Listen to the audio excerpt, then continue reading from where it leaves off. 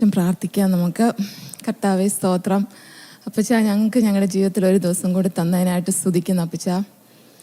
കർത്താവേ, ഞങ്ങളിവിടെ ഇരിക്കാനും അപ്പൻ്റെ വചനം കേൾക്കുവാനും ഞങ്ങളെ സഹായിച്ചല്ലോ, അതിനായിട്ട് സ്തുതിക്കുന്നു, സ്തോത്രം ചെയ്യുന്നു കർത്താവേ. എനിക്ക് കർത്താവേ വാക്ചാതുര്യമോ സാമർഥ്യമോ ഒന്നുമില്ല എന്ത് പറയണമെന്ന്. പക്ഷേ അപ്പം പറഞ്ഞിട്ടുണ്ട്, നിൻ്റെ കയ്യിലെ പാത്രമാണ് ഞാൻ. അപ്പച്ച, ഞാനത് കർത്താവിലേക്ക് തരുക. അപ്പനത് ബ്ലെസ് ചെയ്ത് എല്ലാവർക്കും അനുഗ്രഹമായി തീരുവാൻ വേണ്ടി നിൻ്റെ കയ്യിലേക്ക് തരുന്നു. അത് നീ ചെയ്തു തരുന്നതിനായിട്ട് സ്തുതിക്കുന്നു, സ്തോത്രം ചെയ്യുന്നു. ആമേൻ. ഞാൻ ഒന്ന് രണ്ട് കാര്യം ദൈവം എന്നോട് സംസാരിച്ചത് ഞാൻ ഷെയർ ചെയ്യാനായിട്ട് ആഗ്രഹിക്കുക. ഞാൻ അതിനു മുമ്പ് ഞാൻ ഒന്ന് രണ്ട് കാര്യങ്ങൾ ഇതിൻ്റെ ബാക്ക്ഗ്രൗണ്ട് ഞാനൊന്ന് ഷെയർ ചെയ്യാനായിട്ട് ആഗ്രഹിക്കുന്നു. എൻ്റെ കർത്താവ് എനിക്ക് ചെയ്ത് തന്ന കാര്യങ്ങൾ. അതായത്, എനിക്ക് 10 പേരുടെ മുമ്പിൽ എഴുന്നേറ്റ് നിൽക്കാൻ ഭയങ്കര പേടിയുള്ള കൂട്ടത്തിലായിരുന്നു. അതായത്, ഞാൻ എൻ്റെ സ്റ്റോറി പറയാം. അതായത്, ഞാൻ നേഴ്സിംഗ് പഠിച്ച് ഇറങ്ങിയപ്പോൾ എൻ്റെ ഒരു ഫ്രണ്ട് പറഞ്ഞു, ഞങ്ങൾ ഭയങ്കര കൂട്ടായിരുന്നു. അവൾ പറഞ്ഞു, നമുക്കൊന്നിച്ച് വേണം ജോലി ചെയ്യാമെന്ന് പറഞ്ഞു. അവൾക്ക് ടീച്ച് ചെയ്യാനായിരുന്നു വലിയ ആഗ്രഹം. ഞാൻ അവൾ പറഞ്ഞ പോലെ അവളുടെ കൂടെ ഇറങ്ങി തിരിച്ചിട്ട് ഞാൻ ഇന്നും ഓർക്കണ്ട, നേഴ്സിംഗ് കോളേജിൽ നാട്ടിലാണ്. പക്ഷേ നമ്മൾ മലയാളത്തിൽ, എനിക്ക് മലയാളം അറിയുള്ളൂ, ഇംഗ്ലീഷ് അങ്ങനെ പറയാനോ എടുക്കാനോ ഒന്നും. ഞാൻ പഠിച്ച ക്ലാസ്സിലെല്ലാം ഞാൻ മലയാളം മീഡിയത്തിലാണ് പഠിച്ചത്. മലയാളത്തിൽ നമുക്ക് ക്ലാസ് എടുക്കാൻ പറ്റില്ലല്ലോ, ഇംഗ്ലീഷ് തന്നെ എടുക്കണമല്ലോ. ആദ്യത്തെ ഒരു ദിവസം ഞാൻ അവിടെ പോയി നിന്നിട്ട് എനിക്ക് പറ്റുന്നില്ല, എൻ്റെ വായിൽ നിന്നൊന്നും വരുന്നുമില്ല. എങ്ങനെയോ അവൾ പറഞ്ഞതിൻ്റെ പുറകെ ഞാൻ ഇറങ്ങി തിരിച്ചു. ഞാൻ ആ ക്ലാസ്സിന് മുമ്പ് ഇരുന്നിട്ട് എനിക്ക് ഒന്നും പറയണില്ല, എന്നെ കടന്ന് വിറയ്ക്കുവാണോ നെഞ്ചിടിക്കുവാണോ എന്തൊക്കെയാണ്. പെട്ടെന്ന് ഞാൻ അവിടെ നിന്ന് ഇറങ്ങിപ്പോയിട്ട് ഞാൻ എൻ്റെ ഫ്രണ്ടിനോട് പറഞ്ഞു, എടി നീ പോയി എടുക്കുക ക്ലാസ്, എനിക്ക് പറ്റണില്ല എന്ന് പറഞ്ഞു. അന്ന് വൈകുന്നേരം ഞാൻ പെട്ടിയെടുത്ത് എൻ്റെ വീട്ടിൽ പോയി. അവൾ അവിടെ നിന്നു. കാരണം എനിക്ക് മനസ്സിലായി ഇത് എന്നെക്കൊണ്ട് പറ്റില്ല എന്നും എനിക്ക് അതിനുള്ള ധൈര്യവും ശക്തിയില്ലെന്നും. പിന്നെ അതിനുശേഷം 2 മാസം കഴിഞ്ഞു. വേറെ ഞങ്ങൾ 5 പേര് കൂടി അവർ പറഞ്ഞു, കോയമ്പത്തൂർ അവിടെ ക്ലിനിക്കൽ ഇൻസ്ട്രക്ടറായിട്ട് ആളെ വേണമെന്ന് പറഞ്ഞു. അവരെല്ലാം എന്നെയും വിളിച്ചു. ഞാനും അവരുടെ കൂടെ പോയി. കാരണം അന്നൊക്കെയെന്ന് പറഞ്ഞാൽ എനിക്ക് സത്യം പറഞ്ഞാൽ ഒരു ഉദ്ദേശമോ ലക്ഷ്യമോ ഒന്നും ഇല്ലായിരുന്നു. ഈവൻ 12ാം ക്ലാസ് പ്രീ ഡിഗ്രി കഴിഞ്ഞപ്പോൾ എനിക്കൊരു ലക്ഷ്യമില്ലാതെ എന്ത് ചെയ്യണം. ഒരു കൂട്ടർ എൻ്റെ പപ്പയുടെ വീട്ടുകാർ പറഞ്ഞാൽ കമ്പ്യൂട്ടർ പഠിക്കുക, മമ്മിയുടെ വീട്ടുകാർ പറഞ്ഞു, അമ്മച്ചി പറഞ്ഞു നഴ്സിങ്ങിന് പോയാൽ ജോലി കിട്ടും. ഓക്കെ, അങ്ങനെ കമ്പ്യൂട്ടർ പഠിക്കാൻ പോയി. അവിടെ 1 വർഷം കഴിഞ്ഞു, ഇനി എന്ത് ചെയ്യും. അപ്പം ഒരു കൂട്ടർ പറഞ്ഞു നഴ്സിങ്ങിന് പോകും. ഞാൻ പോയി. എനിവേ, ഞാൻ പെട്ടെന്ന് പറയാം. അത് കഴിഞ്ഞ് നഴ്സിംഗ് ഇൻസ്ട്രക്ടറായിട്ട് കോയമ്പത്തൂർ ഒരു കോളേജിൽ ഞങ്ങൾക്ക് 5 പേർക്കും ചെല്ലാൻ പറഞ്ഞ് ഞങ്ങൾ ചെന്ന് കഴിഞ്ഞ് അവിടെ വലിയ കോളേജ്, അത് കണ്ടപ്പോഴേ ഞങ്ങൾക്ക് പേടിയായി. അത് കഴിഞ്ഞിട്ട് അവിടെ ചെന്ന് യൂണിഫോം എല്ലാം വാങ്ങിച്ച് രാത്രിയിൽ ഞങ്ങൾ പിറ്റേ ദിവസം രാവിലെ ഞങ്ങൾ പോകണം ക്ലാസ്സിന് ഇൻസ്ട്രക്ടർ. അപ്പം ഞങ്ങളുടെ ചിന്ത മുഴുവൻ ക്ലിനിക്കൽ ഇൻസ്ട്രക്ടറാണ്. അപ്പോൾ ക്ലാസ് റൂമിൽ ക്ലാസ് എടുക്കണ്ട, ക്ലിനിക്കലിൽ നമ്മൾ പഠിപ്പിച്ചാൽ മതി എന്നുള്ള ചിന്തയാണ്. പക്ഷേ അവിടെ ചെന്ന് പ്രിൻസിപ്പളിനെയൊക്കെ കണ്ട് അവരൊക്കെ പറഞ്ഞു കേട്ട് ഞങ്ങൾ പേടിച്ചു പോയി. ആദ്യം എനിക്കായിരുന്നു കേട്ടോ പേടി, ബാക്കിയുള്ളവർക്കൊക്കെ അത്ര ഇല്ല. ഞാൻ പറഞ്ഞു, ഞാൻ പോവാ, നിങ്ങൾ നിൽക്കണമെങ്കിൽ ഇവിടെ നിന്നോ, എന്നെക്കൊണ്ട് പറ്റില്ല ഇത്. അന്ന് രാത്രി തന്നെ പിറ്റേ ദിവസം അവിടെ കയറുന്നതിന് മുമ്പ് തന്നെ അന്ന് രാത്രി തന്നെ ഞാൻ പറഞ്ഞു, കാരണം എൻ്റെ ഫിയർ ഞാൻ അവർക്ക് ഫീഡ് ചെയ്തെന്ന് വെച്ചോ. ഞാനായിരുന്നു എൻ്റെ ഏറ്റവും പേടിയുണ്ടായിരുന്നത്. അത് കഴിഞ്ഞിട്ട് അന്ന് രാത്രി തന്നെ ഞങ്ങൾ അവിടെ നിന്ന് മുങ്ങി എന്ന് പറയാം. അവിടുന്ന് മുങ്ങി, ആദ്യത്തെ ദിനം മുങ്ങി, 2ാമത്തെ ദിനം മുങ്ങിയിട്ട് അത് മുങ്ങിക്കഴിഞ്ഞ് കാരണം സെക്യൂരിറ്റിയൊക്കെ മാറ്റി നിർത്തി ഞങ്ങളെ രാത്രിയിലാണ് മുങ്ങിയ. പെട്ടിയും പറക്കൊക്കെ എടുത്ത് ഇറങ്ങണമല്ലോ, അവർ ഹോസ്റ്റലും തന്നു താമസിക്കാൻ. അങ്ങനെ അവിടെ നിന്ന് മുങ്ങി. അതിൻ്റെയൊക്കെ ഒത്തിരി കഥ ഉണ്ടാകുന്നു, ഞാൻ പറയണില്ല. എനിവേ, അങ്ങനെ ഒരാളായിരുന്നു ഞാൻ. പക്ഷേ കാലങ്ങൾക്ക് കടന്നുപോയി. എൻ്റെ വലിയ ആഗ്രഹമായിരുന്നു എൻ്റെ കർത്താവിനെ കുറിച്ച് എനിക്ക് സാക്ഷീകരിക്കണം, 10 പേരുടെ മുമ്പിൽ എനിക്ക് എഴുന്നേൽക്കണം. അതെൻ്റെ വലിയൊരു ഡിസയറായിരുന്നു. ഞാൻ ദൈവത്തോട് പ്രാർത്ഥിക്കും. എൻ്റെ പപ്പ 40 വർഷം സൺഡേ സ്കൂളിൽ അധ്യാപനമായിരുന്നു, ഹെഡ് മാസ്റ്ററുമായിരുന്നു. എൻ്റെ ബ്രദറാണെങ്കിൽ കോളേജ് ഫാർമസിയിലാവും, ഫാർമസി പഠിപ്പിച്ച. അപ്പോൾ ഞാൻ ദൈവത്തോട് ചോദിച്ചു, ദൈവമേ എനിക്കെന്താ ഇതൊന്നും പറ്റാത്തേ, why I cannot do it, I want to do it, I want to testify you. വേറൊന്നും എനിക്ക് വേണ്ട. അങ്ങനെ ഇരിക്കുമ്പോഴാണ് നമ്മളിവിടെ വർഷങ്ങൾക്ക് മുമ്പ്, ഒരു 5-6 വർഷം മുമ്പായിരിക്കണം, ഒരു ദിവസം ടോണി എന്നെ വിളിച്ചിട്ട് പറഞ്ഞു, ടോണി പാടാൻ നേരത്ത് ഷിജിയും കൂടെ വരാൻ പറഞ്ഞു. അന്ന് എനിക്ക് പാടാൻ വലിയ കഴിവൊന്നുമില്ല, പക്ഷെ ഞാൻ അതൊരു ഇതായിട്ടെടുത്തു. ടോണിയുടെ കൂടെ പാടിയാൽ മതി, പതുക്കെ പാടിയാൽ മതി. പക്ഷെ എൻ്റെ ഉദ്ദേശം എന്ന് വെച്ച് കഴിഞ്ഞാൽ സ്റ്റേജിൽ കയറി നിൽക്കണം, മൈക്ക് പിടിക്കാനുള്ള ഹെൽപ്പ് എനിക്ക് വേണം, അതിനൊരു ധൈര്യം കിട്ടണം. അതൊരൊറ്റ ഇതിനു വേണ്ടി മാത്രം ഞാൻ ടോണിയുടെ കൂടെ പല പ്രാവശ്യമായിട്ട് പാടിയിട്ടുണ്ട്. അതെന്നെ ധൈര്യപ്പെടുത്തി. ഞാൻ ദൈവത്തിൻ്റെ മുമ്പാകെ ടോണിയെ ദൈവം അത് ഉപയോഗിച്ച് ഞാൻ ദൈവത്തിന് നന്ദി പറയുക. അല്ലായിരുന്നെങ്കിൽ നിങ്ങളുടെ മുമ്പിൽ ഇപ്പം ഞാൻ എഴുന്നേറ്റ് നിൽക്കുന്നത്. നിങ്ങൾക്കറിയാം, പല പ്രാവശ്യം ഞാൻ കർത്താവ് പറഞ്ഞതിൻ്റെ പുറത്ത് എഴുന്നേറ്റ് 1-2 വാക്കുകളൊക്കെ അവിടെ നിന്ന് പറഞ്ഞിട്ടുണ്ട്. ഇതെല്ലാം ഇവിടം വരെ എൻ്റെ കർത്താവ് എന്നെ എത്തിച്ചു എന്ന് ഞാൻ പറയാനായിട്ട് പറയുമായിരുന്നു. ഞാനതുകൊണ്ട് പറയുക, എനിക്ക് എങ്ങനെയാണെന്ന് അറിയത്തില്ല. പക്ഷേ ഒരാഴ്ച മുമ്പ് ദൈവം എന്നോട് സംസാരിച്ച് 1-2 കാര്യങ്ങൾ കർത്താവിനോട് വ്യക്തമായിട്ട് പറഞ്ഞു. മലയാളം ക്ലാസ്സിൽ നീ ക്ലാസ് എടുക്കണം, മലയാളം ക്ലാസ്സിൽ ഇത് പറയണം. ഞാൻ അതിൻ്റെ പാസ്റ്ററിൻ്റെ അടുത്ത് പറഞ്ഞു, ഞാനിതിവിടെ നിൽക്കുന്നത് ഞാൻ പറഞ്ഞല്ലോ, എൻ്റെ ശക്തിയും കൊണ്ടും എൻ്റെ ബുദ്ധിയും കൊണ്ടും കഴിവുകൊണ്ടും അല്ല, എൻ്റെ കർത്താവായ യേശുക്രിസ്തു എന്നോട് പറഞ്ഞു അതിൻ്റെ ഒരൊറ്റ അടിസ്ഥാനത്തിലാണ് കേട്ടോ. പക്ഷെ ഞാൻ മുങ്ങൂല കേട്ടോ, പണ്ട് മുങ്ങിയ പോലെ മുങ്ങൂല. കാരണം അന്ന് ഞാൻ ചെയ്ത് ജഡത്തിലാണ്, ഇന്ന് ഞാൻ ചെയ്യുന്ന എൻ്റെ ആത്മാവ് എൻ്റെ കർത്താവ് എൻ്റെ പറഞ്ഞതിൻ്റെ ഒറ്റ അടിസ്ഥാനത്തിലാണ് ഞാൻ പറയുന്നത്. അതുകൊണ്ട് ഞാൻ മുങ്ങാനൊന്നും ഉദ്ദേശിച്ചില്ല. എൻ്റെ കർത്താവിനെ സാക്ഷീകരിക്കാനാണ് എൻ്റെ ലോകത്തിൽ എന്നെ ഈ കർത്താവിനെ ഇങ്ങോട്ട് വിട്ടത്. പക്ഷേ ഞാൻ പറയാം, ഓക്കെ, നമുക്ക് എല്ലാവർക്കും അറിയാം, നമ്മളിവിടെ എല്ലാവരും ഇരിക്കുന്ന ഓരോരുത്തരും കർത്താവായ യേശുവിനെ രക്ഷിതാവായിട്ട് സ്വീകരിച്ചവരാ. അപ്പോൾ നമ്മളെ ഈ ലോകത്തിലേക്ക് കർത്താവ് വിളിച്ചു വേർതിരിച്ചത് നമ്മുടെ ജീവിതത്തിൽ ദൈവത്തിൻ്റെ രാജ്യം മാനിഫെസ്റ്റ് ചെയ്യാനാണ്. അതല്ലെങ്കിൽ ദൈവത്തെ മഹത്വപ്പെടുത്താൻ. നമ്മൾ പ്രാർത്ഥിക്കുമ്പോൾ പറയാറുണ്ട്, നിൻ്റെ തിരുനാമം മഹത്വം എടുക്കണം എന്നൊക്കെ പറയാറുണ്ടെങ്കിലും എങ്ങനെ അതിൻ്റെ കർത്താവിനെ ഗ്ലോറിഫൈ ചെയ്യാൻ പറ്റും? അല്ലെങ്കിൽ നമ്മൾക്ക് ദൈവരാജ്യത്തിൽ തന്ന കാര്യങ്ങൾ എങ്ങനെ നമുക്ക് മാനിഫെസ്റ്റ് ചെയ്യാൻ പറ്റും? അപ്പം അതിനെക്കുറിച്ചാണ് ഞാനിന്ന് പറയാനായിട്ട് ആഗ്രഹിക്കണേ. എനിക്ക് ഏറ്റവും ഇഷ്ടപ്പെട്ട ഒരു വാക്യമാണ് മത്തായിയുടെ സുവിശേഷം 6:33. ആദ്യം നീ എൻ്റെ രാജ്യവും നീതിയും അന്വേഷിപ്പീൻ, അതോടുകൂടെ ഇതൊക്കെയും നിങ്ങൾക്ക് കിട്ടും. ഈ വാക്യം പല പ്രാവശ്യവും വർഷങ്ങൾ എന്നോട് ദൈവം ഇടപെട്ടിട്ടുണ്ട്. എനിക്ക് ഒത്തിരി ഇഷ്ടമുള്ളതാണ്.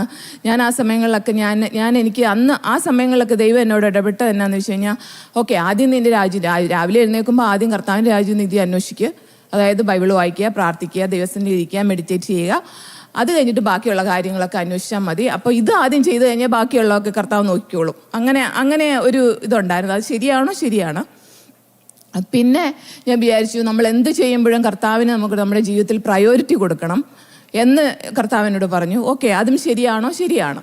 പക്ഷേ ഈ കഴിഞ്ഞ ആഴ്ച കർത്താവ് എന്നോട് ഇതിലും ഡീറ്റെയിൽ ആയിട്ട് ഇതിൻ്റെ പൊരുൾ തിരിച്ചത് കർത്താവ് എനിക്ക് തന്നു. അതായത് ഞാൻ പറയാം, നമുക്കറിയാം, നമ്മൾ കുഞ്ഞുനാളിൽ നമ്മുടെ അപ്പനും അമ്മയും നമ്മളെ വളർത്തിക്കൊണ്ട് വരുമ്പം എല്ലാവരും പറയും, എനിക്ക് തോന്നുന്നില്ല, ചുരുക്കം മാതാപിതാക്കളൊക്കെ പറയും, ആദ്യം നീ രാജ്യവും നീതി അന്വേഷിക്കും, ബാക്കിയുള്ള കർത്താവ് തരും. പക്ഷേങ്കിൽ അതല്ല, മോസ്റ്റ് ഓഫ് ദ പേരൻസ് അതല്ല മക്കളോട് പറഞ്ഞു കൊടുക്കണേ. ഇതാ, ഓക്കെ, നീ പഠിക്കണം, ഡോക്ടർ ആകണം, എഞ്ചിനീയർ ആകണം, അതാവണം, എങ്കിലേ ലോകത്ത് ജീവിക്കാൻ പറ്റുള്ളൂ, പഠിച്ചോ എടുത്തോ, ഇതൊക്കെയാണ് ചോദിച്ചിട്ട് നമ്മുടെ കുഞ്ഞുങ്ങളെ, നമ്മുടെ മാതാപിതാക്കൾ, നമ്മളെ ആയാലും നമ്മളിപ്പോഴായാലും, എനിക്കറിയത്തില്ല ആരൊക്കെ അങ്ങനെ ചെയ്യണമുണ്ടെന്ന് അറിയത്തില്ല, പക്ഷെ അവനവന് തന്നെ അറിയാം, ഞാൻ ആരെയും ജഡ്ജ് ചെയ്യുമല്ല.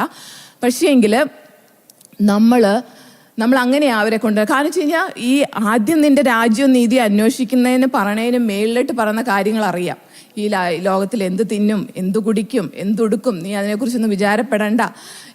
ഇതൊക്കെ കർത്താവ് അറിഞ്ഞിട്ട് ഇതെല്ലാം തരും. ആദ്യം നീ എൻ്റെ രാജ്യവും നീതി അന്വേഷിച്ചാൽ മേളിൽ പറയുന്ന കാര്യങ്ങൾ ഞാൻ നിനക്ക് തരാമെന്നാണ് കർത്താവ് പറഞ്ഞേക്കണേ. അപ്പോൾ അങ്ങനെയാണെങ്കിൽ നമ്മുടെ മക്കളോട് നമ്മൾ പറഞ്ഞു കൊടുക്കേണ്ടത് എന്തുവാ? ആദ്യം നീ എൻ്റെ കർത്താവിൻ്റെ രാജ്യം നീതി അന്വേഷിക്കുക. ഈ ലോകത്തിലെ കാര്യങ്ങൾ ഇപ്പം നമുക്കറിയാം, നമ്മളെല്ലാം ദൈവമക്കളാണ്. നമ്മളിതിനകത്ത് ഡോക്ടറായവരുണ്ട്, എഞ്ചിനീയർ ആയവരുണ്ട്, ഫാർമസിസ്റ്റ്, നഴ്സുമാർ, ഇതെല്ലാം നമ്മുടെ മാതാപിതാക്കൾ പറഞ്ഞോ അല്ലെങ്കിൽ നമ്മുടെ ആഗ്രഹത്താലോ നമ്മൾ പലതും ആയിത്തീർന്നിട്ടുണ്ട്. പക്ഷെ എന്നാലും നമ്മൾ പല മേഖലകളിൽ നമ്മൾ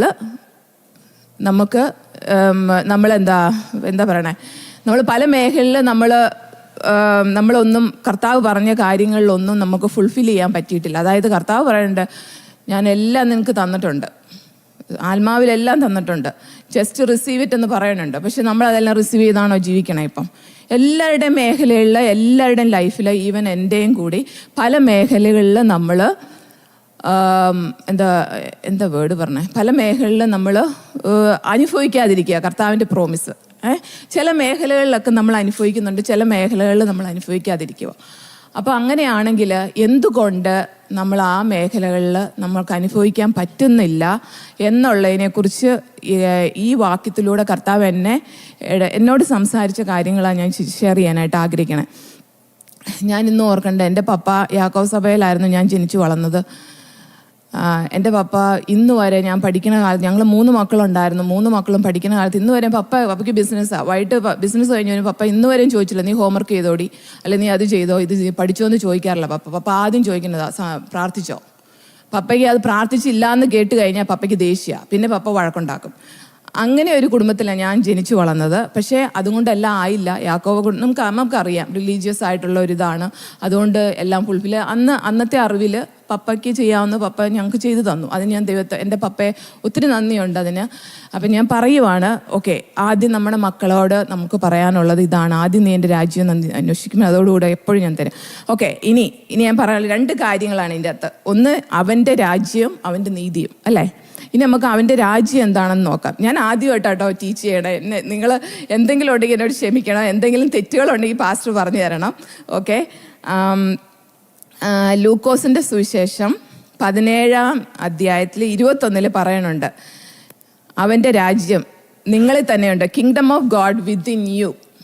അതിനകത്ത് പറയണ്ട. അപ്പം നമ്മൾ കർത്താവായ യേശു ക്രിസ്തുവിനെ രക്ഷിതാവായിട്ട് സ്വീകരിച്ചു കഴിഞ്ഞപ്പോൾ വിശ്വാസത്താൽ നമ്മൾ സ്വീകരിച്ചു കഴിഞ്ഞപ്പോഴത്തേക്കും അവൻ്റെ രാജ്യം നമ്മൾ ഉള്ളിലായി, അല്ലേ? അവൻ്റെ രാജ്യം നമ്മൾ ഉള്ളിലായി എന്ന് പറയുമ്പോൾ തന്നെ അവൻ്റെ ഹോളി സ്പിരിറ്റ് ഉണ്ട് അതിൻ്റെ അകത്ത്. കർത്താവായ യേശു ക്രിസ്തുവായി പറഞ്ഞ ആൾ വേറെ ആരുമല്ല. നമ്മൾ പറയേണ്ടത് നമ്മളിൽ തന്നെ ഉണ്ടെന്ന് നമ്മൾ പറയേണ്ടത്, അല്ലേ? അപ്പോൾ നമുക്ക് മനസ്സിലായി നമ്മൾ ബോൺ അഗെയിൻ ആണ്. കർത്താവായ യേശു ക്രിസ്തു നമ്മളിലുണ്ട്, ദൈവത്തിൻ്റെ രാജ്യം നമ്മളിലുണ്ട്.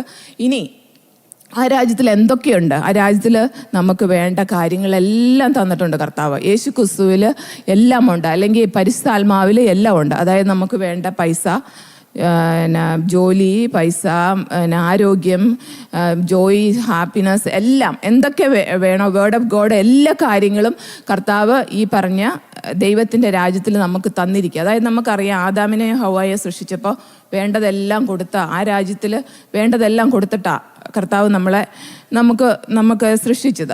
ആദാമിനെ ഹവ്വായെ സൃഷ്ടിച്ചു എന്ന് പറയണ പോലെ നമുക്ക് പുതിയ ജീവൻ തന്ന് നമ്മൾ പുതിയ സൃഷ്ടിയായപ്പോൾ, കർത്താവ് നമ്മളെ പുതിയ സൃഷ്ടിയാക്കി മാറ്റിയപ്പോൾ ഈ പറഞ്ഞ പ്രൊവിഷനെല്ലാം നമുക്ക് തന്നിട്ടുണ്ട്, അല്ലേ? ഇനി അപ്പോൾ അവിടെ എന്തൊക്കെയുണ്ടെന്ന് നമുക്ക് മനസ്സിലായല്ലോ. അപ്പോൾ അതിന് ഒത്തുള്ള 2-3 വാക്യങ്ങൾ ഞാൻ പറയാം. എഫേസ്യ ലേഖനം 1:3 പറയണു, സ്വർഗത്തിലെ സകല ആത്മീയ അനുഗ്രഹത്താലും നമ്മെ അനുഗ്രഹിച്ചിരിക്കുന്നു. ഓക്കെ, പിന്നെ രണ്ടാമത്തെ ഒരു വാക്ക് ഞാൻ പറയാം.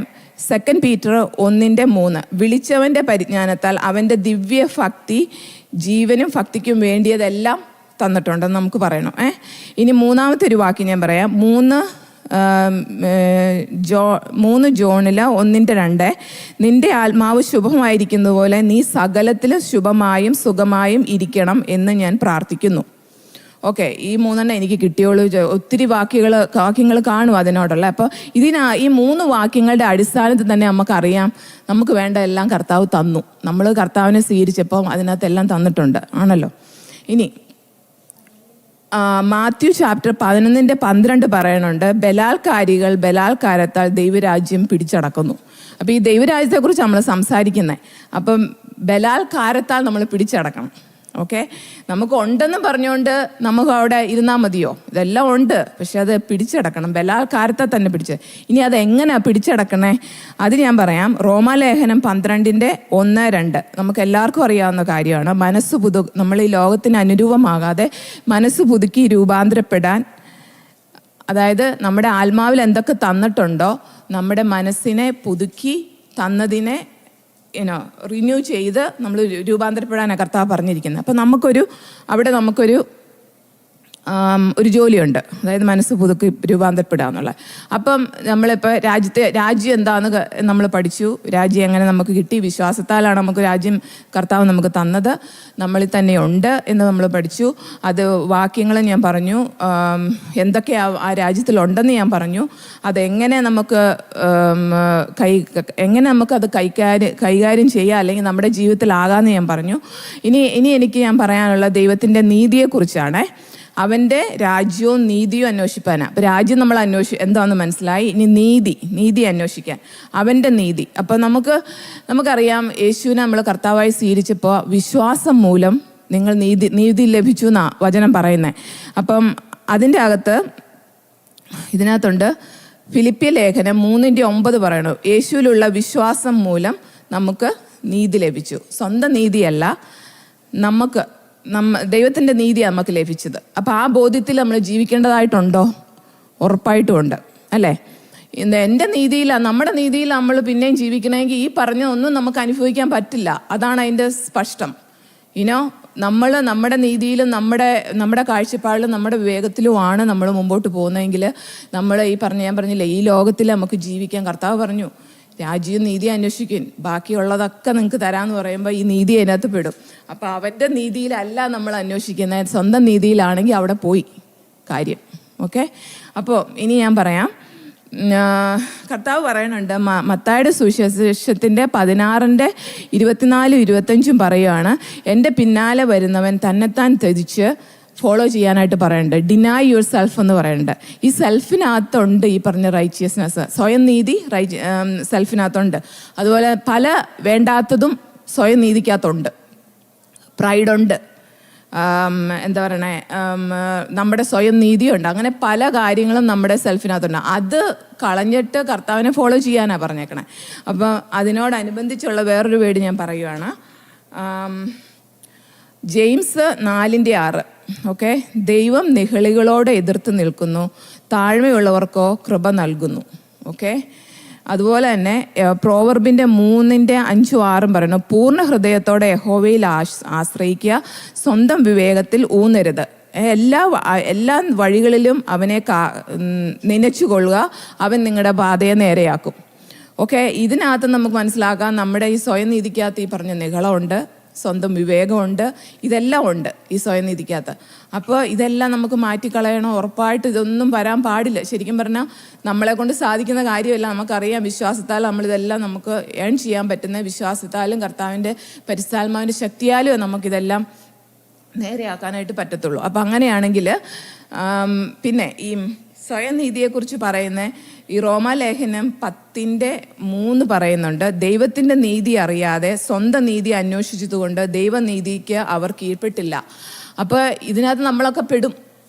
നമ്മൾ വിശ്വാസ ദൈവത്തെ സ്വീകരിച്ച് വയ്ക്കുക, പക്ഷേങ്കിൽ സ്വയം നീതിക്കാണ് നമ്മളിപ്പോഴും അന്വേഷിച്ച് നടക്കണമെങ്കിൽ നമ്മൾ ദൈവനീതിക്ക് നമ്മൾ കീഴ്പ്പെടുന്നില്ലെങ്കിൽ ഈ പറഞ്ഞതൊന്നും നമുക്ക് അനുഭവിക്കാൻ പറ്റത്തില്ല. ഞാൻ പറഞ്ഞാൽ മനസ്സിലായോ?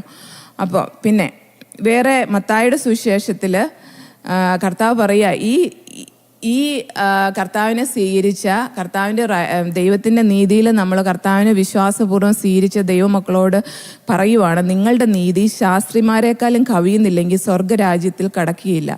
ഈ സ്വർഗരാജ്യത്തിൽ കടന്നാലേ അതിനകത്തുള്ളത് നമുക്ക് അനുഭവിക്കാൻ പറ്റുള്ളൂ, അല്ലേ? അപ്പം ചിന്തിക്കുക, നമ്മൾ നമ്മുടെ നീതിയിൽ നമുക്ക് ജീവിച്ചാൽ നമുക്ക് സ്വർഗരാജ്യത്തിലുള്ള ദൈവരാജ്യത്തിൽ അല്ലെങ്കിൽ സ്വർഗരാജ്യത്തിലുള്ള ദൈവം തന്ന കാര്യങ്ങൾ അനുഭവിക്കാൻ പറ്റുമോ? ഒരിക്കലും പറ്റില്ല, അല്ലേ? ദൈവത്തിൽ ആശ്രയം വെച്ചിട്ട് ദൈവത്തിൻ്റെ നീതിയാണ് എനിക്ക് തന്നത്, എൻ്റെ മിടുക്കല്ല, എൻ്റെ കഴിവല്ല, ഇതൊന്നും അല്ലെന്നുള്ള ആ ബോധ്യത്തിൽ എത്തിച്ചേരണമെന്നുള്ളത് വലിയ അത്യാവശ്യമുള്ള കാര്യമാണ്. പിന്നെ ഗലേഷ്യ ലേഖനത്തിനകത്ത് പോള് പറയുന്നുണ്ട്, 6:14 പറയുന്നുണ്ട്, അപ്പോസ്തലനായ പൗലോസ് പറയുന്നത്, എനിക്ക് യേശുവിലല്ലാതെ പ്രശംസിക്കാൻ ഇടവരരുതെന്ന് പുള്ളി പ്രാർത്ഥിക്കുകയോ പറയുകയോ അതുകൊണ്ട് ചെയ്യുന്നുണ്ട്. അതുപോലെ തന്നെ ഗലേഷ്യ ലേഖനം 6:8 പറയുന്നുണ്ട്, ജഡത്തിൽ വിതയ്ക്കുന്നവൻ നാശം കൊയ്യും, ആത്മാവിൽ വിതയ്ക്കുന്നവൻ നിത്യജീവനെ കൊയ്യും. ഈ ജഡത്തിൽ വിതയ്ക്കുന്നതെന്ന് പറഞ്ഞാൽ എന്താണെന്ന് പറയുക, ഈ സ്വയം നീതി വിധിക്കുന്നതാണ് ജഡം. മനസ്സിലായാൻ പറഞ്ഞേ? സ്വയം നീതിയിൽ നമ്മൾ എന്തൊക്കെ വിതച്ചാലും നാശം കൊയ്യും. ആത്മാവിലാണ് അല്ലെങ്കിൽ കർത്താവായ യേശുക്രിസ്തുവിലുള്ള നീതിയിലാണ് നമ്മൾ ചെയ്യുന്നതെങ്കിലുണ്ടല്ലോ, നമ്മൾ നിത്യജീവനെ കൊല്ലും, നമുക്ക് ലൈഫ് കാണാൻ പറ്റും അവിടെ. ഓക്കെ, പിന്നെ ഇതിനെയൊക്കെ ഞാനൊരു എക്സാമ്പിൾ ഞാൻ പറയാം. അതായത് വചനത്തിനകത്ത് തന്നെ കിടപ്പുണ്ട്. ലൂക്കോസിൻ്റെ സുവിശേഷം 18:9. അതിനകത്ത് നമുക്ക് എല്ലാവർക്കും അറിയാവുന്ന, ഞാൻ വായിക്കാം. ഞങ്ങൾ നീതിമാന്മാർ എന്ന് ഉറച്ച് മറ്റുള്ളവരെ ധിക്കരിക്കുന്ന ചിലരെക്കുറിച്ച് അവനൊരു ഉപമ പറഞ്ഞതെന്നാൽ, 2 മനുഷ്യൻ പ്രാർത്ഥിപ്പാൻ ദേവാലയത്തിൽ പോയി, ഒരുത്തൻ പരീശൻ, മറ്റവൻ ചുങ്കക്കാരൻ. പരീശൻ നിന്നുകൊണ്ട് തന്നോട് തന്നെ, ദൈവമേ, പിടിച്ചു പറിക്കാർ, നീതി കെട്ടവർ, വ്യഭിചാരികൾ മുതലായ ശേഷം മനുഷ്യരെ പോലെയോ ഈ ചുങ്കക്കാരനെ പോലെയോ ഞാൻ അല്ലായികയാൽ നിന്നെ വാഴ്ത്തുന്നു. ആഴ്ചയിൽ 2 വട്ടം ഉപവസിക്കുന്നു, നേടുന്നതിലൊക്കെയും പതാരം കൊടുത്തു വരുന്നു എന്നിങ്ങനെ പ്രാർത്ഥിച്ചു. ചുങ്കക്കാരനോ ദൂരത്ത് നിന്നുകൊണ്ട് സ്വർഗത്തേക്ക് നോക്കുവാൻ പോലും തുനിയാതെ മാറത്തടിച്ചു, ദൈവമേ, പാപിയായ എന്നോട് കരുണയുണ്ടാകണമേ എന്ന് പറഞ്ഞു. അവൻ നീതീകരിക്കപ്പെട്ടവനായി വീട്ടിലേക്ക് പോയി. മറ്റവൻ അങ്ങനെയല്ല, തന്നെത്താൻ ഉയർത്തുന്നവൻ എല്ലാം താഴ്ത്തപ്പെടും, തന്നെത്താൻ താഴ്ത്തുന്നവൻ എല്ലാം ഉയർത്തപ്പെടും എന്ന് ഞാൻ നിങ്ങളോട് പറയുന്നു. അപ്പോൾ ഇതിനകത്ത് തന്നെ ലാസ്റ്റത്തെ ആ 14-ാമത്തെ വാക്യം ഭയങ്കര ഇമ്പോർട്ടൻ്റ്. അതായത് നമ്മുടെ നീതിയിൽ നമ്മൾ കാര്യങ്ങൾ ചെയ്യുവാണെങ്കിൽ നമ്മളെ ഉയർത്തുന്നത് കർത്താവായ യേശുവിനെ അല്ല ഉയർത്തുന്നത്. അപ്പം തന്നെത്താൻ താഴ്ത്തുന്ന അതെ എൻ്റെ അപ്പച്ച എൻ്റെ നീതിയിലല്ല, നിൻ്റെ നീതി എനിക്ക് തന്നു, അതിലാണ് ഞാൻ ഈ കാര്യങ്ങൾ ചെയ്യണമെങ്കിലുണ്ടല്ലോ കർത്താവ് നമ്മളെല്ലാ മേഖലയിലും ഉയർത്തും. കാരണം വെച്ച് കഴിഞ്ഞാൽ കർത്താവ് വാക്ക് പറഞ്ഞെങ്കിൽ വാക്ക് പറഞ്ഞവനാ, അവനൊരിക്കലും കള്ളത്തരം പറയത്തില്ല. ഈ പറഞ്ഞിരിക്കുന്ന പ്രൊവിഷൻ എല്ലാം നമ്മുടെ ലൈഫിൽ നമ്മളെല്ലാവരുടെയും മേഖലകൾ നമ്മൾ കടന്നു പോകുന്നത് പലരും പല മേഖലയിൽ കൂടെയാണ്. അപ്പോൾ അത് ദൈവത്തോട് തന്നെ ചോദിക്കുക, കർത്താവേ എനിക്ക് എവിടെയാണ്. കാരണം ബൈബിളിൽ എവിടെയോ പറയുന്നുണ്ട്, നമ്മൾ എന്തിനോട് തോൽക്കുന്നുവോ അതിന് നമ്മൾ അടിമപ്പെട്ടിരിക്കുക. അപ്പോൾ നമ്മൾ ദൈവമക്കളാണെങ്കിലും പല പല വിഷയങ്ങൾ നമ്മൾ അടിമപ്പെട്ടിട്ടുണ്ട്. കർത്താവ് നമ്മളിന്ന് പാടിയില്ലേ, I broke the chain, the chain God already broke. പക്ഷേങ്കിലുണ്ടല്ലോ അത് വിശ്വാസത്താൽ സ്വീകരിച്ച് ബോധപൂർവ്വം നമ്മുടെ ലൈഫിനെ നമ്മൾ ക്രമീകരിച്ചില്ല എന്നുണ്ടെങ്കിൽ നമുക്ക് ആ കാര്യത്തിൽ നമുക്ക് ജയിക്കാൻ പറ്റത്തില്ല. പിന്നെ ഇതെല്ലാം ചെയ്യുന്നത് എങ്ങനെയാണെന്നറിയാം, നമ്മുടെ ബുദ്ധിയും കൊണ്ടും നമ്മുടെ ശക്തിയും കൊണ്ടും അല്ല, ദൈവത്തിൻ്റെ പരിശുദ്ധാത്മാവ് ശക്തിയാലും ദൈവത്തോടുള്ള വിശ്വാസത്താലും മാത്രമേ നമുക്ക് ചെയ്യാൻ പറ്റുള്ളൂ. കാരണം നമ്മുടെ ബുദ്ധിയിലും നമ്മുടെ ശക്തിയിലും എഗെയിൻ നമ്മുടെ സ്വയം നീതിയിൽ ഇതെല്ലാം ചെയ്യാൻ പോയി കഴിഞ്ഞിട്ടുണ്ടെങ്കിൽ അത് കുറച്ച് നാൾ നിലനിൽക്കും, കുറച്ച് റിസൾട്ടൊക്കെ നമ്മൾ കണ്ടെന്ന് വരും. പക്ഷേ അതൊരു സ്റ്റഡി ആകത്തില്ല, അതിങ്ങനെ അപ്പ് ആൻഡ് ഡൗൺ ആയിട്ട് ഇങ്ങനെ ഇരിക്കും. മനസ്സിലായോ ഞാൻ പറഞ്ഞേ? പിന്നെ അതുപോലെ ഞാൻ പറഞ്ഞില്ലേ, ഈ കർത്താവായ യേശുവിനെ നമ്മൾ സ്വീകരിച്ചപ്പോൾ ഈ രാജ്യവും നീതിയും കർത്താവ് നമുക്ക് തന്നു നമുക്ക് എല്ലാവർക്കും അറിയാം ആണല്ലോ. ഇനി നമ്മൾ ഇവിടെ ഈ ചർച്ചയിൽ വന്നു കൂടുന്നത് കർത്താവിനെ മാനിഫെസ്റ്റ് ചെയ്യാനല്ല, അല്ലെങ്കിൽ കർത്താവിനെ ഗ്ലോറിഫൈ ചെയ്യാനല്ല. അതെല്ലാം നമ്മുടെയൊക്കെ ഉദ്ദേശമെങ്കിൽ നമ്മൾ റോങ് പ്ലേസിലാണ് കേട്ടോ. കാരണം you have to find some other place. കാരണം വെച്ച് കഴിഞ്ഞാൽ അതിനാണ് നമ്മൾ വന്ന് കൂടിയിരിക്കണേ. ഓരോ ദിവസവും നമ്മളിവിടെ കൂടിയിരിക്കുന്ന കർത്താവായ യേശുവിനെ എങ്ങനെ ഏതൊക്കെ രീതിയിൽ ഗ്ലോറിഫൈ ചെയ്യാമോ അതിനെ നമ്മൾ ഈ ലോകത്തിലാക്കിയിട്ട് കർത്താവ് നമ്മളെ വിളിച്ച് വേർതിരിച്ചിനും അതിന് മാത്രമാണ്. അപ്പം ഞാൻ പറഞ്ഞു തന്നെ വേറൊന്നുമല്ല. അതുകൊണ്ട് എൻ്റെ ഒരു ആഗ്രഹം, എന്നോട് ദൈവം സംസാരിച്ച കാര്യങ്ങളാണ് ഞാൻ നിങ്ങളോട് ഇടപെടുന്നത്. ആദ്യം നീ എൻ്റെ രാജ്യവും നീതിയും അന്വേഷിപ്പിൻ, അതോടുകൂടി നിങ്ങൾക്കെല്ലാം ബാക്കിയുള്ളതൊക്കെ കിട്ടും. അപ്പോൾ നിങ്ങൾക്ക് മനസ്സിലായി കാണുമല്ലോ രാജ്യം എന്താണ്, നീതി എന്താണ്, എങ്ങനെയാണ് രാജ്യം അന്വേഷിക്കേണ്ടത്, എന്താണ് രാജ്യം, നീതി എന്താണ്, ആരുടെ നീതിയിലാണ് നമ്മൾ ഓപ്പറേറ്റ് ചെയ്യേണ്ടത്, അതെല്ലാം ഞാൻ പറഞ്ഞു. നിങ്ങൾ കണ്ടു കാണുമായിരിക്കും അവിടെ സ്പീക്ക് ആൻഡ് സ്റ്റാൻഡ് അല്ലേ. അതിനകത്ത് ആദ്യം പറഞ്ഞേക്കണം സീക്കുന്ന. നമ്മൾ കർത്താവ് പറയുന്നുണ്ട് അന്വേഷിക്കുന്നതും കണ്ടെത്തുമെന്ന് അല്ലേ. അതുപോലെ തന്നെ കർത്താവ് പറയുന്നുണ്ട്, ശിഷ്യന്മാർ ഏതൊരു 2 ശിഷ്യന്മാർ കർത്താവ് പോകുന്നുണ്ട്. അപ്പോൾ നിങ്ങൾ എന്ത് അന്വേഷിക്കുന്നതെന്ന് കർത്താവ് ചോദിക്കുന്നുണ്ട്. അപ്പം കർത്താവ് പറയുക വന്ന് കാണാനായിട്ട്. ഓക്കെ, കർത്താവിനെ വന്ന് കാണാൻ നമ്മളോടും പറയുക. നമ്മൾ അന്വേഷിച്ചാലേ നമുക്ക് കാണാൻ പറ്റത്തുള്ളൂ. അപ്പോൾ അത് കഴിഞ്ഞ് 2ാമത്തെ സ്റ്റെപ്പ് സീ എന്നുള്ളത്. നമ്മൾ കണ്ടു കഴിയുമ്പോൾ പിന്നെ അടുത്ത് നമ്മൾ സ്പീക്ക് ചെയ്യുകയോ ചെയ്യേണ്ടത്. അതായത് വി ഹാവ് ടു. പിന്നെ 4ാമത്തെ ഇതാണ് സ്റ്റാൻഡ്. ഈ സ്പീക്ക് ചെയ്യണ സമയം ആ ഏരിയയൊക്കെയാണ് പിശാച് നമ്മൾ അറ്റാക്ക് ചെയ്യാൻ പറ്റുന്ന സമയങ്ങൾ. അപ്പോഴും നമ്മൾ സ്പീക്ക് ചെയ്തുകൊണ്ടിരിക്കുക. Speak it and stand. അവൻ എല്ലാ രീതിയിലും നമ്മൾ ഏതെങ്കിലുമൊക്കെ വിഷയങ്ങൾ നമ്മൾ ജയിക്കാനായിട്ട് സീക്ക് ചെയ്തു. ചെയ്യാന്ന് പറഞ്ഞാൽ ആൻഡ്രൂ നമുക്ക് പറയുന്ന ഓർക്കുന്നുണ്ട്, ഇമാജിൻ ചെയ്യുക. അതായത് കർത്താവ് നിങ്ങൾ സീക്ക് ചെയ്തപ്പോൾ കർത്താവ് എന്ത് ചെയ്യണമെന്ന് നിങ്ങളോട് പറഞ്ഞു തന്നു, അത് നമ്മൾ ഇമാജിൻ ചെയ്യണം, നമ്മളത് കാണണം. അത് നമ്മുടെ ഇമാജിനേഷനിൽ നമ്മൾ കാണണം അത് നടന്നു. അത് നടന്നു കഴിഞ്ഞു. നമ്മൾ ചിലപ്പോൾ കണ്ടിട്ടില്ലായിരിക്കും, വരാൻ പോകുന്നേ ഉള്ളൂ. പക്ഷേ എങ്കിൽ നമ്മൾ ഇമാജിൻ ചെയ്തുകൊണ്ടിരിക്കുക അത് ചെയ്തു കഴിഞ്ഞു. 2ാമത്തെ കാര്യം എന്നാ, പിശാച് വരുന്ന സമയത്ത് ഇല്ല, സ്പീക്ക് ചെയ്യുക. അതിനെതിരായിട്ടുള്ള വചനം ഉപയോഗിച്ച് നമ്മൾ സ്പീക്ക് ചെയ്യുക. അത് കഴിഞ്ഞിട്ട് സ്റ്റാൻഡ് ചെയ്യുക. പിന്നെ ഒരു കാര്യം കൂടെ പറഞ്ഞിട്ട് ഞാൻ നിർത്താമേ. അതായത് ഞാൻ ഇന്ന് ഓർക്കുന്നുണ്ട്, ഒരു 2 വർഷം മുമ്പാന്ന് തോന്നുന്നു നമ്മുടെ ക്യാരിസിൽ നിന്ന് മിഷൻ ട്രിപ്പുകാർ വന്നപ്പോൾ നമ്മുടെ ഈ ബാക്ക് യാർഡിൽ ഒരു ഫയർ പിറ്റ് ഉണ്ടാക്കിയപ്പോൾ രാത്രി അവസാനത്തെ ദിവസമാണെന്ന് തോന്നുന്നു, രാത്രിയിലാണ് എല്ലാവരും ഫയർ പിറ്റ് ഉണ്ടാക്കി, തീ കത്തിച്ചു, എല്ലാവരും ചുറ്റിലിങ്ങനെ ചെയറിലിരിക്കുക. ഇരുന്ന് കഴിഞ്ഞപ്പോഴത്തേക്കും ഞാനിങ്ങനെ ആ തീ കത്തണതിനകത്തേക്ക് നോക്കുമായിരുന്നേ. അപ്പോൾ ദൈവം എന്നോട് അതിൽ കൂടെ ഒരു കാര്യം സംസാരിച്ച് ഞങ്ങളോട് പറയാം. അത് വിഷനാണോ എന്തോന്നറിയാം, ദൈവം എന്നോട് സംസാരിച്ചൊരു കാര്യം. അതായത് ആ തീ കത്തിക്കൊണ്ടിരിക്കുന്നത് ചില സമയത്ത് കാണാം, അവിടെ അന്നേരം ഓരോരുത്തർ സംസാരിക്കുന്നുണ്ട്, അതിൻ്റെ ഇടയ്ക്ക് തീ അണഞ്ഞു പോകുന്നുണ്ട്, തീ അങ്ങോട്ട് ഭയങ്കരമായിട്ട് കത്തുന്നുണ്ട്, ഇടയ്ക്ക് തീ അണഞ്ഞു പോകുന്നുണ്ട്. ഡാർക്കാണ്, രാത്രിയിലാണ് സംഭവം. അപ്പോൾ ഇടയ്ക്ക് ഇങ്ങനെ ഓരോരുത്തർ വന്ന് അണഞ്ഞു പോകുമ്പോഴത്തേക്കും കുറേ വിറവ് കൊണ്ട് ഇടും. അപ്പോൾ വിറവ് കൊണ്ട് ഇട്ട് കഴിയുമ്പോഴത്തേക്കും പിന്നെ അത് ആളിക്കത്തും. ഇങ്ങനെ ഓരോന്ന് പതുക്കെ അണയണ കാണുമ്പോഴത്തേക്കും അടുത്ത ആരെങ്കിലും ഒക്കെ ഇങ്ങനെ കൊണ്ടിടും. അപ്പം ദൈവനോട് സംസാരിക്കുമായിരുന്നു, ഈ പരിശുദ്ധാത്മാവെന്ന് പറഞ്ഞത് തീയ. നമുക്കറിയാം വചനത്തിനകത്ത് 1-2 സ്ഥലങ്ങളിലൊക്കെ ഉണ്ട് ആത്മാവ് തീയാന്നുള്ളത്. അപ്പം ഈ ഇടയ്ക്കിടയ്ക്ക് ഈ നമുക്ക് കർത്താവ് നമ്മുടെ യേശുവിൻ്റെ ആത്മാവിനെ നമുക്ക് തന്നിട്ടുണ്ടല്ലേ. അപ്പം അതിനെ ഇങ്ങനെ എപ്പോഴും അണയാതെ, കാരണം അണഞ്ഞു പോകാൻ ചാൻസ് ഉണ്ട്, അതവിടെ ചുമ്മാ ഇരിക്കാൻ ചാൻസ് ഉണ്ട്, ഒരു ചലനവും ഇല്ലാതെയൊക്കെ ഇരിക്കാം. എന്ന് വെച്ച് കഴിഞ്ഞാൽ നമ്മൾ എത്രമാത്രം അതിനെ ഫീഡ് ചെയ്യുന്നോ അതുപോലെ ഇരിക്കും. അപ്പം ഈ ഓരോ കമ്പെടുത്ത് എറിയുമ്പോഴും എൻ്റെ മനസ്സിലേക്ക് വന്ന വചനമാണ്. നമുക്ക് ഈ വചനവും ആത്മാവും നമ്മളിലുണ്ടെങ്കിലുണ്ടല്ലോ ഈ ആത്മാവ് കത്തിപ്പോകാതെ ഇരിക്കും. അതായത് ഞാൻ പറഞ്ഞു തന്നെ എൻ്റെ വിഷയം ഇത് വേറെ ഒന്നുമല്ല, നമ്മൾ വചനത്തിലിരിക്കണം, വചനം വായിക്കണം, വചനം മെഡിറ്റേറ്റ് ചെയ്യണം. നമ്മുടെ ആത്മാവും ഇതും കൂടെ ഒന്നിച്ചു വരുമ്പോഴാണ് ഈ തീ കത്തി അവിടെ മുഴുവൻ പ്രകാശമാണല്ലേ. അപ്പം അത് രണ്ടും കൂടെ ഉള്ളതും കൂടെ ഓപ്പറേറ്റ് ചെയ്യുമ്പോഴത്തേക്കും ഭയങ്കര ഇരുട്ടത്ത് ഭയങ്കര പ്രകാശമായി, എല്ലാവർക്കും അങ്ങോട്ടും ഇങ്ങോട്ടും കാണാൻ പറ്റും. നമ്മളെല്ലാവരും വെളിച്ചത്തിലാണ് നടക്കുന്നത്.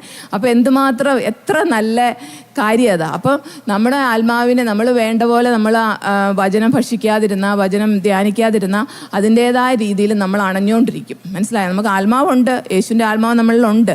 പക്ഷേങ്കിൽ അത് അതുപോലെ ആക്റ്റീവായിട്ടിരിക്കണമെന്നുണ്ടെങ്കിൽ ഈ വചനം നമ്മൾ ഭക്ഷിച്ചുകൊണ്ടിരിക്കണം. വചനം കെട്ടുപോകാതെ വചനം കൊടുത്തോണ്ടിരിക്കണം. ഡെയിലി കർത്താവ് തന്നെ പറയുന്നുണ്ട്, സാംസ് 1 എനിക്ക് ഏറ്റവും ഇഷ്ടമുള്ള, നീ രാവും പകലും വചനം ധ്യാനിക്കുന്നവൻ ഭാഗ്യവാൻ, അവൻ പറയുന്നതെല്ലാം സാധിക്കും അല്ലേ.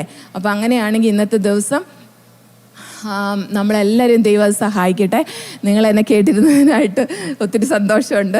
ദൈവത്തിന് ഞാൻ നന്ദി പറയുന്നു. കർത്താവ് എനിക്കിവിടെ എഴുന്നേറ്റ് നിൽക്കാനും ദൈവവചനം ഷെയർ ചെയ്യാനും കർത്താവിനെ സഹായിച്ചതിന് എനിക്ക് ഒത്തിരി നന്ദിയുണ്ട്. ഞാൻ ഒരുപാട് പ്രാർത്ഥിച്ചിട്ടുണ്ട്, നിർത്തുകയാണ്. അപ്പോൾ സ്തോത്രം ചെയ്യുന്നു കർത്താവേ. ഞങ്ങൾ കേട്ട വചനങ്ങൾ കർത്താവെ ഞങ്ങൾ ഭക്ഷിച്ചു. കർത്താവെ അത് മറ്റുള്ളവർക്കും കർത്താവെ അനുഗ്രഹമായി തീരുവാൻ കർത്താവെ ഞങ്ങളെ സഹായിച്ചതിനായിട്ട് സ്തോത്രം ചെയ്യുന്നു അപ്പച്ച. കർത്താവെ ഓരോ ദിവസവും നീ ഞങ്ങളെ നടത്തുന്ന നിൻ്റെ കൃപയാണ്, നിൻ്റെ കരുണയാണ്. കർത്താവെ ഞങ്ങൾ കേട്ടു രാജ്യവും നീതിയും എന്താണെന്ന് ഞങ്ങൾ കേട്ടു. അതനുസരിച്ച് അപ്പ നിന്നെ അന്വേഷിപ്പാൻ, രാജ്യവും നീതിയും കർത്താവെ അന്വേഷിച്ചുകൊണ്ട് തന്നെ മുമ്പോട്ട് പോകാൻ കർത്താവെ ഞങ്ങളെ സഹായിക്കുന്നതിനായിട്ട് സ്തോത്രം അപ്പച്ച. ഞങ്ങൾ ഒന്നായിട്ട് ഇവിടെ ആക്കിയിരിക്കുന്നതിനായിട്ട് സ്തോത്രം. യേശുവേ നന്ദി, യേശുവേ സ്തോത്രം. ഹല്ലേലൂയ. എല്ലാത്തിനും നന്ദി അപ്പച്ച. എല്ലാവരെയും കരങ്ങളിൽ സമർപ്പിക്കുന്നു. ഞങ്ങളെല്ലാവരെയും നീ വിളിച്ചത് കർത്താവെ നിൻ്റെ രാജ്യത്തിന് വേണ്ടിയാണ്. ഞങ്ങളുടെ ജീവിതത്തിൽ നിൻ്റെ രാജ്യം മാനിഫെസ്റ്റ് ചെയ്യാൻ വേണ്ടിയാണ്. മാനിഫെസ്റ്റ് ചെയ്യാനായിട്ട് കർത്താവെ അപ്പം ഞങ്ങളെ സഹായിച്ചു കൊണ്ടിരിക്കുന്നതിനായിട്ട് സ്തോത്രം. അതിന് നിൻ്റെ പരിശുദ്ധാത്മാവും നിൻ്റെ വചനവും നീ ഞങ്ങൾക്ക് തന്നതിനായിട്ട് സ്തുതിക്കുന്നു, സ്തോത്രം ചെയ്യുന്നു കർത്താവെ അപ്പച്ച. നന്ദി. ഹല്ലേലൂയ. കർത്താവ് പറയുന്നു, നിങ്ങൾ പരസ്പരം സ്നേഹിക്കും, അപ്പോൾ നിങ്ങൾ എൻ്റെ ശിഷ്യന്മാരെന്ന് ഈ ലോകം അറിയും. കർത്താവെ സ്തോത്രം. അപ്പം ഞാൻ നിൻ്റെ രാജ്യം മാനിഫെസ്റ്റ് ചെയ്യണം, ഞങ്ങളിലൂടെ മാനിഫെസ്റ്റ് ചെയ്യണം കർത്താവെ അപ്പച്ചാ. മറ്റുള്ളവർക്ക് അനുഗ്രഹമായി ഞങ്ങൾ തീരണം. അതിനുവേണ്ടി കർത്താവെ ഞങ്ങളെ നീ ഉപയോഗിക്കുന്നതിനായിട്ട് സ്തോത്രം. അതിനുവേണ്ടി തന്ന ദൈവമേ മാതാപിതാക്കൾക്കും സഹോദരങ്ങൾക്കും ദൈവദാസന്മാർക്കും എല്ലാം വേണ്ടി സ്തുതിക്കുന്നു, സ്തോത്രം ചെയ്യുന്നു കർത്താവെ അപ്പ. എല്ലാം എൻ്റെ യേശുവിൻ്റെ നാമത്തിൽ തന്നെ പ്രാർത്ഥന കേട്ടനായിട്ട് സ്തോത്രം. ആമേൻ.